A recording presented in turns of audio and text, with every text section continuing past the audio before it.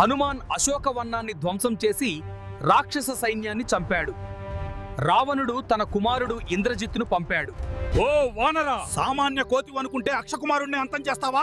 దేవతలను జయించిన నా తండ్రి లంకాధినేతను ఎదిరించడం అంటే యముడిని ఆహ్వానించడమే. అహంకారం కళ్లను కప్పేస్తే ఎదురుగా ఉన్నది ఎవరో కనిపించదు ఇంద్రజిత్తు. నేను సామాన్య వానరుణ్ణి కాదు, సూర్య చంద్రుల సాక్షిగా ధర్మాన్ని రక్షించడానికి వచ్చిన రాముని దూతను.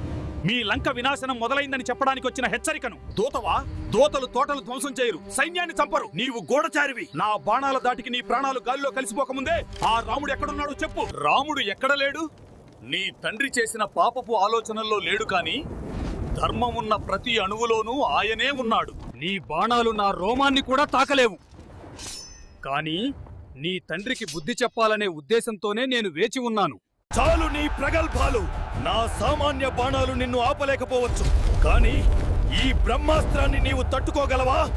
ఓం హ్రీం బ్రహ్మాస్త్రాయ నమః.